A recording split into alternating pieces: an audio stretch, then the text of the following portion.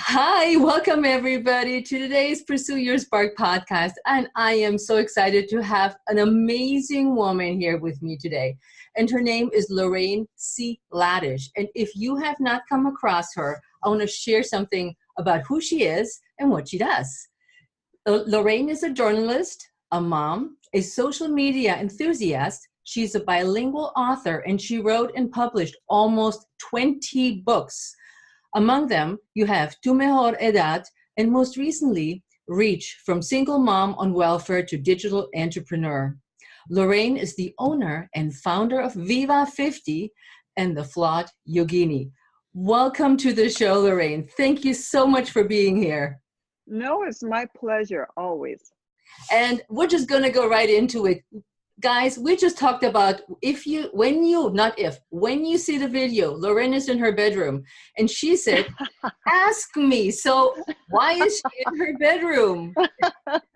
Because, well, you will ask me probably about, balancing life and work and all that. And we don't have a really big house and we're 5 people. And the bedroom is the only place where I can lock the door and nobody bothers me. So this is where I do my YouTube videos and I have everything set up. And it might feel like I'm like a teenager, but hey, at this age, who cares, right? That's very true. Now, I am so lucky that I got a hold of you because you are incredibly freaking crazy busy. So what does a normal day look like for an influencer entrepreneur like you? It varies. It varies every single day. And although some days, as I shared with you before, it can get overwhelming, like today is one of those days.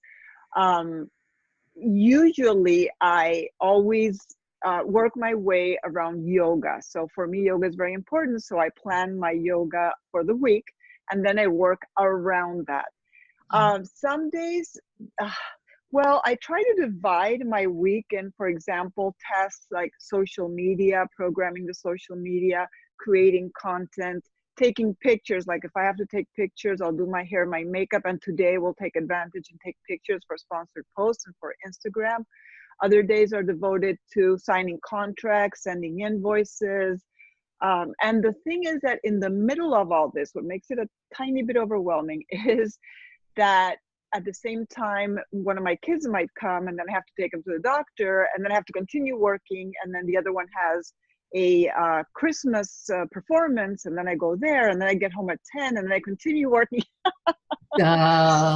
So yeah, but I love it because as much as there are days that are hard, there are also days where I can take the entire day off and go to the beach.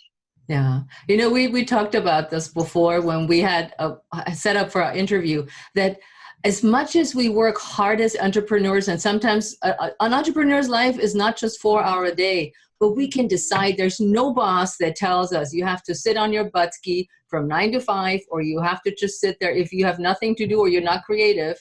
We can decide how to spend our time. And sometimes there are 14-hour days, and sometimes it's the day for the beach, which I love.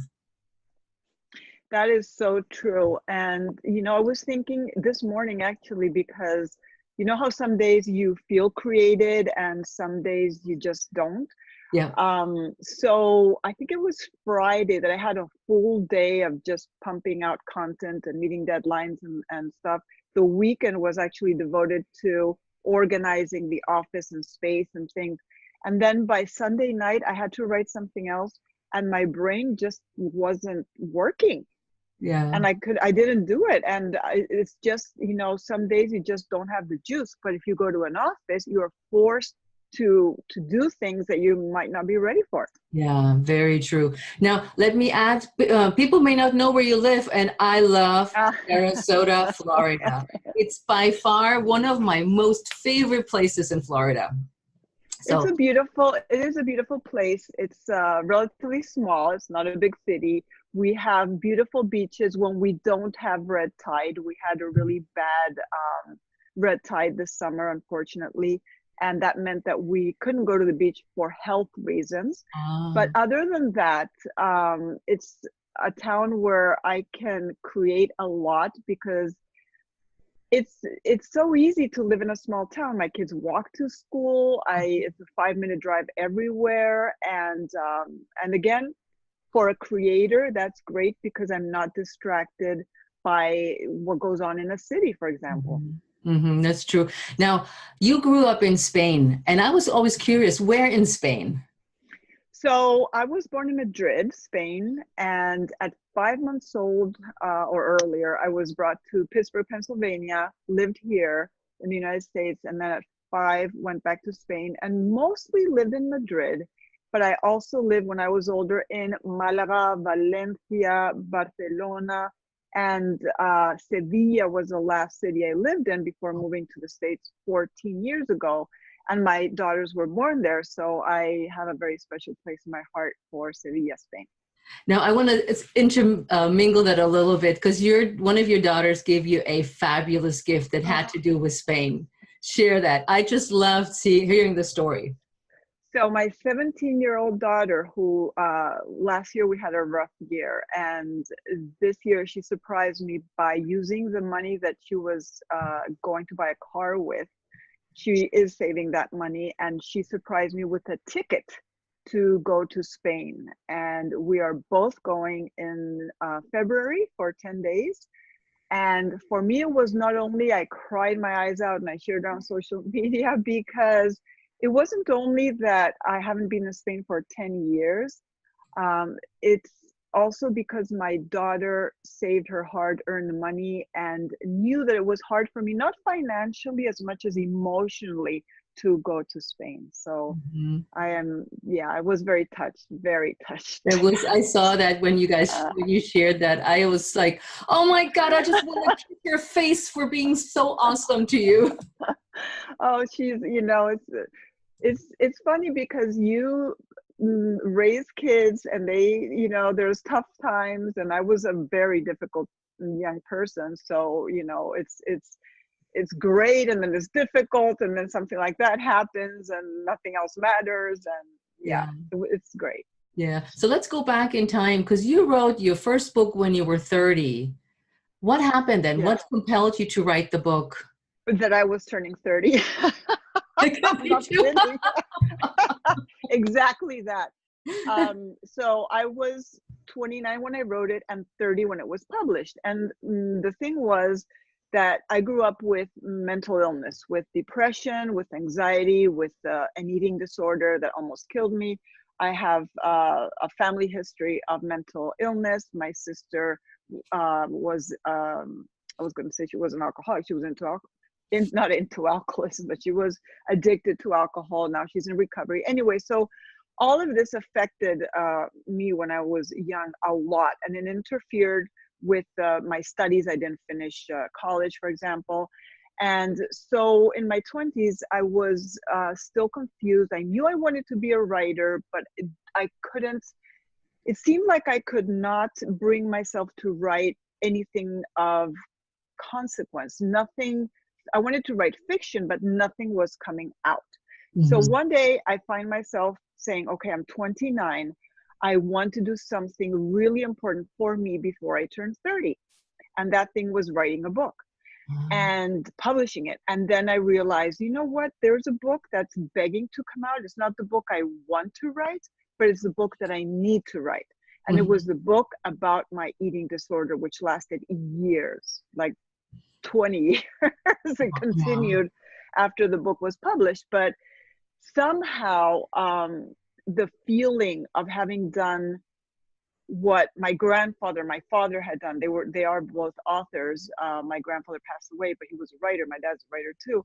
And I grew up writing as a way to get through depression, to get through obstacles. And so the only thing is that I wanted to share my journey and to raise awareness about eating disorders, and I did. And that book was actually really popular in Spain. It got a lot of attention, and to this day, 25 years later, it's still selling. So that changed my life. Wow. I think that is such an amazing power if you can put those feelings into words and then actually have the guts to publish it to the world. Well, more than the guts, I think, especially when you're younger, for me, it was more, I remember feeling this you're not so scared. Now I reflect more when I publish things, especially since they go online and anybody can share them. But when you're younger, when I was younger anyway, I felt this, I didn't even know anybody in the publishing industry, and publishing a book is really, really hard, but I did it. I didn't know agents. I didn't have anybody who could introduce me to somebody. And the story of how I published it is a story in itself, but basically I bluffed my way into publishing it.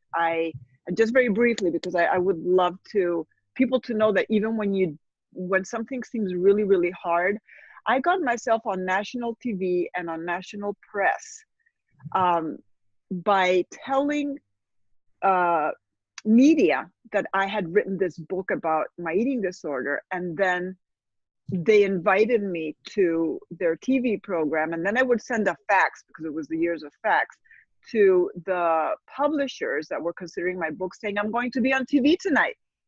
So bluffing my way both ways, I got many offers to publish my first book as a complete unknown. Wow, and that is incredible. Yeah. But I don't know if I could do that today. See? You just knew it was good and somebody had to publish it and you wanted to put it out there. I think that, again, it takes so much guts to just step up, also be innovative and not be afraid to be turned back. And I don't know. No, I was afraid. I still am. What I've learned is to make friends with my fear. That is a whole different story. I make friends with my fear every day. Every day. Mm-hmm. Now, the fear, you came to the States, and how did you come here? Well, I have family here, so I would visit from Spain a lot. My sister lives in San Francisco. My mother's side of the family lives in Pittsburgh. My ex-husband's family lived in Colorado, so we traveled. But 14 years ago, my then husband lost his job in Spain, and he was offered something else in Florida, where I had never set foot, ever. Yeah. And it was the year of all the hurricanes, 14 years ago. And as I was landing, I found out that there was another hurricane coming. Wow. I was 41 and my kids were very little. My youngest was 4 months old and my eldest was 3 years old. Okay. So even though I have, I'm an American citizen and a Spanish citizen and all that, I speak the language, etc., it was a big culture shock to live here and have to deal with health insurance or how taxes work or, find work here, because I've always worked for myself as a writer, a journalist, a translator, fitness instructor, a few different things, mainly a communicator, but I had to start all over. Nobody knew who I was. Where in Spain, I had just published my book number whatever and was promoting it there, but I came here, nobody knew who I was. I had to deal with all that, the insecurity, the fear, but I had to do it, and I found work relatively fast because my husband lost his other job. Oh, goodness. It was just one obstacle after another. After another. I mean, especially, when I came here, I had a job with the Foreign Service and I was by myself and I had no kids. So it was a little bit different than having two little munchkins that you have to take care of. And you have another spouse that's not bringing home the bacon. And, I mean, back then when I divorced my first husband, my family said, come back to Germany, come back, we'll take care of you. And it was so tempting to go back into the homeland, the nest, and just not have to worry about it. And I said, no, I figure this out somehow. It's going to work. Once I had the kids, I was like, okay, this is different. This changes everything. Where do I want them to grow up? Do I want them to grow up in Germany or here with their dad in my case? Yes. So, yes, I hear you. So he lost his second job, and it's like, oh my God! And we're getting to the book too, the Reach book, because that's part of your story.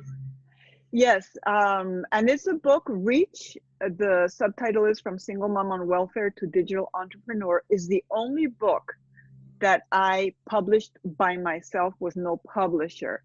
The reason being is that when you write for a publisher, they have certain demands, like the book has to be a certain length and it has to be like this and like that. And of course it has a certain cost.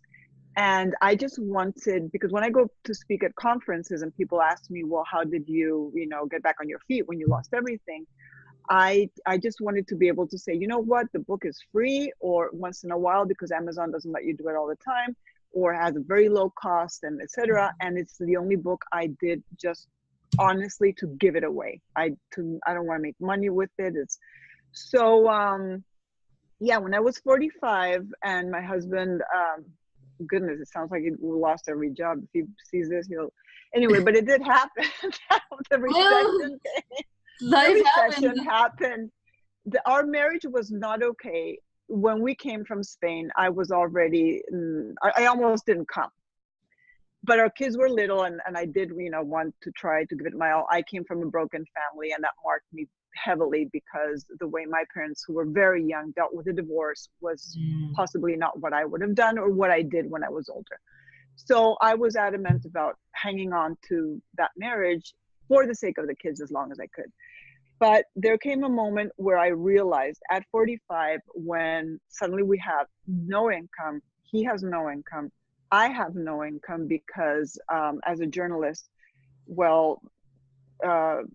print newspapers were closing, nobody wanted translation, so I found myself with nothing and unemployable, because I have never had a job I chose. So even the simplest thing as I will be a cashier at the supermarket, I was 45 and had no experience. Well, obviously they're going to hire somebody else who has experience, or somebody younger, or all that. So I applied to all kinds of jobs, even from warehouse to in a warehouse, or cleaning, whatever. I couldn't do it. And plus, what would I do with my children? Somebody had to take care of them, right? And anyway, so when I lost absolutely everything and had maxed out my credit just to make a living, or to, sustain the family, I one day realized this is not going anywhere. And I walked away. I walked away with nothing. I didn't take the girls. I did what you did. I stayed in the States because I wanted my children to grow up close to their dad. Yeah. And so I went to a very tiny apartment where my family helped me to, get the lease and all that, and set me up. I was able to sell sterling silver jewelry through a catalog. I hated it. I was very embarrassed of calling people. I would cry. I do not like selling. It was really bad, but I was able to do it. And so then my girls were 4 and 7 years old. Okay. And the only thing I had, I would cry myself to sleep often. It was not the toughest part of my life, but it was the toughest part of my life with kids. And as you said, that changes everything. So I couldn't allow myself to just fall into a depression. And my family did send me some money from Spain. My sister helped me. So, my ex-husband really didn't have money either. So he helped a teeny bit, but he really couldn't. Yeah. So the point is that one day I found myself like, wow, what can I do? And I was going to be evicted. And this is all in this book, and Reach from Single Mom on Welfare. So incredible. I mean, it just gives me goosebumps when you tell me the story, because I can put myself so much in your shoes.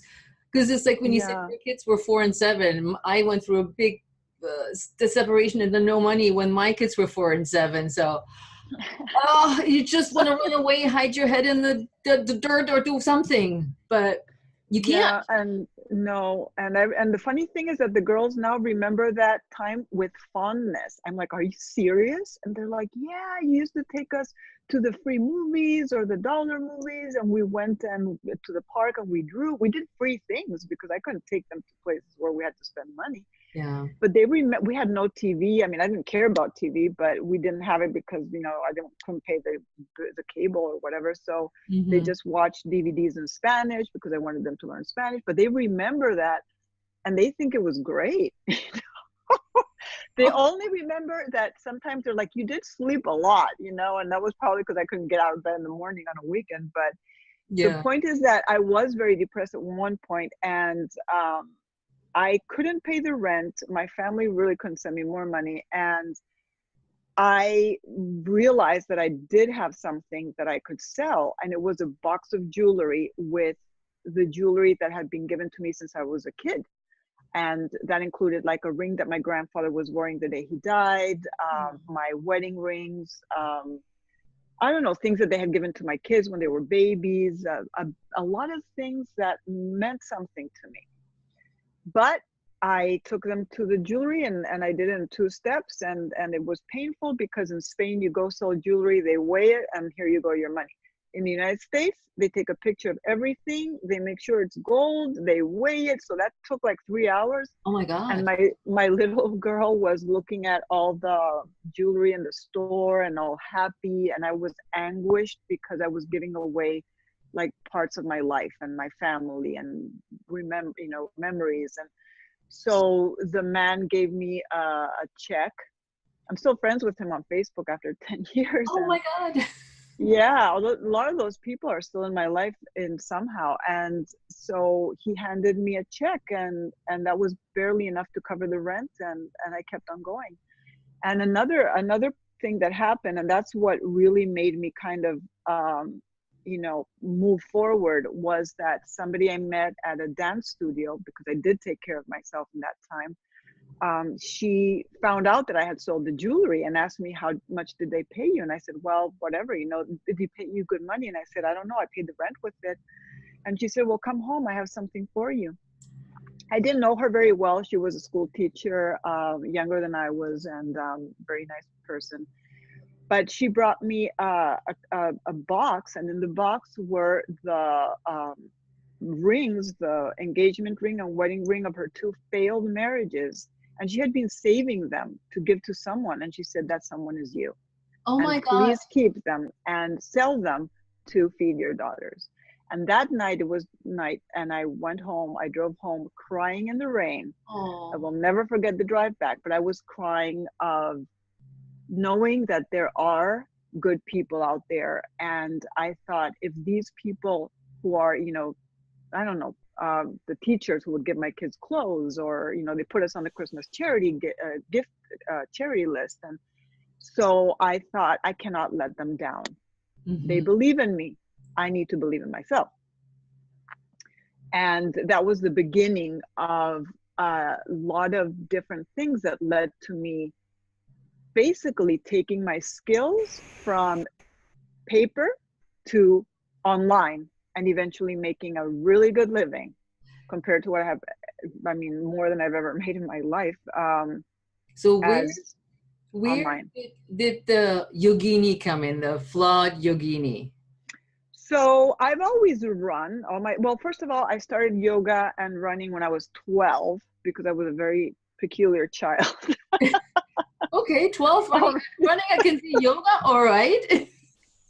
Well, my dad gave me a book, and I was very introverted, and my father and I started running, and it was a way for me to keep my depression at bay. And so all my life I've run or danced or, done some form of fitness. And I started doing yoga with a book, which I still own. It's all broken. And so I went to yoga on and off throughout life, but I mainly loved dance and running. At 48, I ran a half marathon because a friend of mine wanted to do it. And I thought, well, let's do this. And my goal was to finish it running. I didn't care how long it took me, but I did not want to walk. I wanted to run. So in that half marathon, in the training, I injured myself because I trained too hard. I had bronchitis, had to cut back, and then I trained double hard. Injured my hip as I was running, and I didn't stop. So there you go. So that happened at 48. So for the next few years, I was not okay. I went to the doctor, and they gave me some rehab thing to do. And so I did, walking and running a tiny bit and a TRX, whatever. Then the man that later became my second husband and the one, he was teaching a photography course in the mountains, and there was this guy who taught yoga. And there was a class in the morning. I hate getting up early, but I got up, went to the class, and 3 days later, my hip didn't hurt. And I was like, wow. So I came back to Sarasota and started practicing yoga every day. That was almost 4 years ago. And since then, I Well, I'm taking my yoga certification course now to become a certified instructor. I'm already certified in chair yoga, but I want to finish my 200 hours to be a certified yoga instructor. But Yeah, the course is specially designed for women over 50. because I thought you already passed the test. No, that is just a Oh, part of it. I oh, have my certification for chair yoga, but in January I will be completely certified. oh wow. Yes. Because Yeah. your yoga pictures are incredible. I mean, I was like, when I first saw you on Instagram, and that's guys how we met on Instagram, Hmm. because I see this woman that's my age and she bends like a pretzel, and I'm thinking, I'm an Ironman, but I can't put my leg up this high or this bendy. And besides, she's absolutely gorgeous doing it. So I was like, oh my God, look at this. And I wanted to know more about you. And I said, well, what does she do? Who is she? Why can she bend like this? And more about your life. And so, yeah, you're incredible. The yoga pictures are amazing. And which brings me, is it Philip or Felipe? Philippe. Felipe. What? Neither. Neither. Poor guy. He's used to people calling him all kinds of things. Even his family calls him Philip. They call him Philippe, but they call him Philip. However, Is yeah, this he's how my photographer. is he is this where you met him at the retreat? Mm-mm. Um, him and I met when I was 46, and I was a single mom. He was a single dad, and he lived in Sarasota, and I lived in a different city called Naples, Florida. Mm-hmm. And he's a photojournalist and a writer, also multicultural, speaks 2 languages, and his family's from all over the place. And he went down to where I was living to take photos of a Spanish restaurant. And I'm friends with the owner. The Spanish restaurant no longer exists, but so he came in there and took photos and was talking to the owner. And the owner was like, I know this woman that maybe you would be interested in because you sound like you have a lot of things in common. She introduced us via Facebook. Uh-huh. We started talking, met up, I think a week later, and that was 9 years ago. And we introduced the kids in December, I think, and they were like brothers and sisters up until this day. And then we married almost 5 years ago, I think, around when you got married, Yep. because the kids kept saying, my almost half brother, my almost stepmother, and I'm like, man, we need to make this family a family. Like you call it a And blended family. yeah, and then we were on a trip somewhere, and somebody said, "Oh, are these your parents?" And the boy, who was a little boy then, now he's taller than I am, and he said, "Oh, they're just dating." And we were living together. I mean, it was like so. And then I realized, if I go to the school and talk to the teachers, like we all wanted to have, be the person in the children's lives. So we did it, and very happy. Very Yeah, happy. it's like the pictures. You guys are such a great family. I love your daughters. I don't see much of your son. Yeah, he's passing that phase where, I mean, we just made him a room for himself where he can just, an extra room so he could lock himself up in there and do his videos and stuff. But he's 15 and at that stage where he's not Yeah. into being with the family and photos and stuff. Yeah, you seem to make it all blend so smoothly. The kids, your business, Viva 50, your love to yoga, your passion. It all seems so effortless. And I'm It's not. sure it takes a lot of work. It's not effortless, and but it's not effortless at all. And I was thinking, like, some days I really have to, like, have this one project that I have to get started on, and I will need to physically remove myself from the house because I cannot do it here. And it's not easy for the kids to come from school sometimes and want to talk to me, and me saying, they see me, I'm physically here, but I'm like, oh, doing something else. Mhm. So, but at the same time, like, we just did a paid campaign the other day. I mean, brands pay us for using their stuff if we use it already and like it and all that. And as a family, it's fun sometimes because we're all in it. Like the other day, we did something for a client, and the kids were involved, and the pictures were with them and my husband too. And my husband's a professional photographer, so that helps us with the photos. Yeah, definitely. But yeah, they all get to enjoy the perks of what I do. So, but it's not effortless, no. It does look effortless. Now, I have one question going back to Reach. Why are you publishing it now? I was curious because you live. No, the book is actually 2 years old. What happens is that once in a while, what I do is that I promote it and I make it free. Okay. So very recently, I made it free for Black Friday, or I will make it free for Christmas. And the reason that I do that is because I've noticed that if you have something that's always free, people do not take advantage of it. I agree. I agree. So once in a while, I give it a good push, because that is just like when I write books or do a blog post or do a YouTube video, I honestly do it because I try to tell people what I wish I had somebody tell me when I was going through a particularly bad time, or maybe I answer questions people have. So that book is the same thing. When somebody writes to me and says, how did you do this, whatever, then that means, okay, it's time to promote the book again, because that way it will reach more people. Yeah, because again, I don't make money off of that book, so it's you have a big media presence with your book, and you're reaching out not only to the English speaking community but to the Hispanic speaking community, and I think that's such a valuable tool to have, a skill to have, that not everybody speaks English and not everybody speaks Spanish. My little Spanish is definitely not enough to read a whole book. Right, but you speak other languages, so there's that.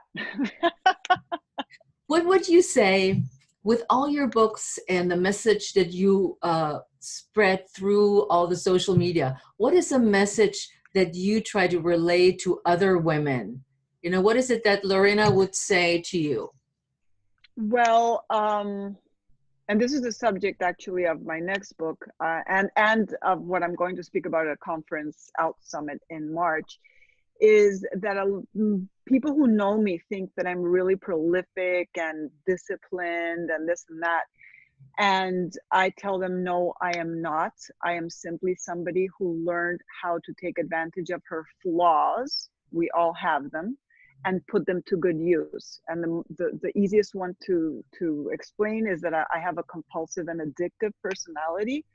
And I already said I had an eating disorder, and I could get addicted to anything. So why not get addicted to something that's good for you, like yoga or writing books?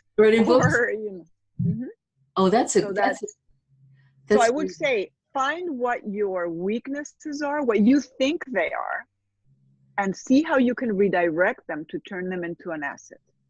I love that. That's my secret. So there you have it, guys. That's the secret. I guess we're done with the podcast. No. No, I'm a nut. Like I'm aware of my flaws. I am very much. And I used to be embarrassed about them. And then I thought, you know what? That makes me who I am. Yeah. Right? Everything, the whole thing. Because a flaw doesn't necessarily have to be something negative. And like you said, you can turn something that could potentially be something like an addictive personality into something that's you're incredibly involved with your community, and you're always on it. You're always helpful. You're always reaching out to anybody who asks you a question.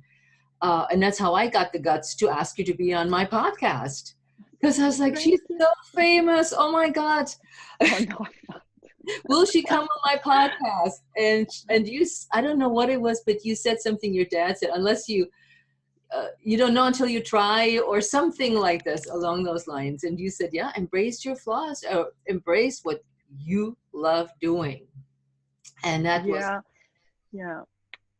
So when you think back, when I compare our stories, they're not much unlike. Both of us hit rock bottom at some point in our lives. We stood there with our kids, no money, no resources, and we made it happen. What will be 3 strategies that you could share with other women that are currently in that situation or have been in that situation, thinking back, what would you tell them to do or not to do? So I don't think I have all the answers or what not to do, because we're all different. But things that helped me and still help me were gratitude. It's huge. It's focusing on what's going right in your life, even in the worst of circumstances. That kept me going and prevented me from falling into deeper depression. Being good to yourself. I think this is something that women forget. And for some reason, out of sheer survival, all my life, I've worked on that.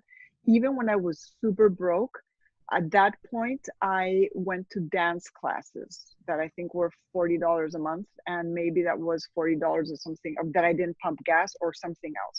And that was a lot of money for me. But I did it because in that hour that I was at the dance studio, or the 2 hours or whatever, I forgot everything. And I came home renewed.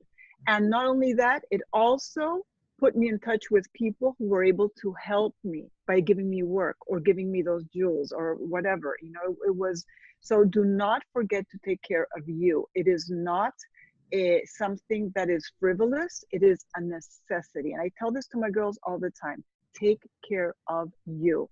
And the third one is going to be to network. And of course, I don't mean maybe going to a networking event if you're really not up to it or can't even think of. It can be online. It can be, you know, just engaging with other people. It's a lot of the business contacts and of the things that I do are because people have found me online. And it is with this tool, when I was starting out 10 years ago in the digital world, there was not what we have today. And 20 years ago, there was not that, certainly. Yeah. So take advantage. I always tell people to do things like you're getting paid, even if you're not, and to think that, because this is true, there is always somebody looking at you online. So if you're using social media to possibly connect with people for work, put out there what you want to attract. And I promise you, and this is not magical. This is simply because somebody's going to look for the hashtag of influencer, or, you know, even if you're not, say you are, and somebody will find that and look at you and say, oh, wow, she does this and she does that. And, oh, well, maybe we should hire her.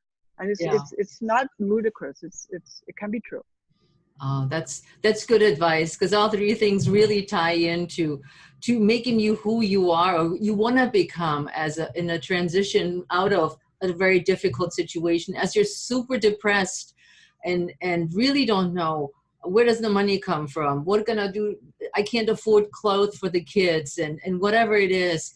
It's like having like you said, the gratitude, connecting with others, because you're not alone. We're never alone. We just feel alone so many times. Tell people what you're going through, because you know, if you don't do that, I remember I didn't complain, but I also didn't hide what I was going through. If I had hidden that, I would, well, you know, the reason I got on welfare and got on food stamps, which I have even worked with Moms Rising, an organization that helps women in many ways for free. I work with them for free to promote this idea that food stamps are a good thing.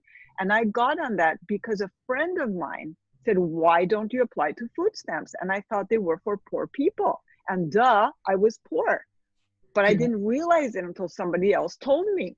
And if I hadn't done that, if I hadn't opened up, he wouldn't have suggested it and I wouldn't have gotten the help. Yeah, because it's really, I mean, food stamps has a stigmatism to it that you're like, oh, no. I mean, I have no food, but I can't take up on help of any sort when it comes to that. You know, back in my days, I had a girlfriend that was feeding us. I had not enough money for food, and she would always say, oh, come on over for dinner. I have all this food. And I felt so embarrassed because I couldn't afford a decent dinner for my kids. I was there. She had plenty of money and a nice house. And so we ate so many dinners at her house. And I will always be super grateful because there was just no money left other than, okay, here's pasta again with tomato sauce. So, and thank you for sharing your story too, because that always makes me think back how grateful I am for the people in my life and for the changes they have helped me to accomplish. Well, and the thing is that when you get back on your feet, you are going to give back. Maybe not to the people who gave to you, but to somebody else. And that's how it works. Yep. And I think that pride gets in the way a lot of times in people getting ahead. And really, sometimes all you have to do is ask. Yeah. And I think as women, from at least my experience, that's the hardest thing to do, is to ask.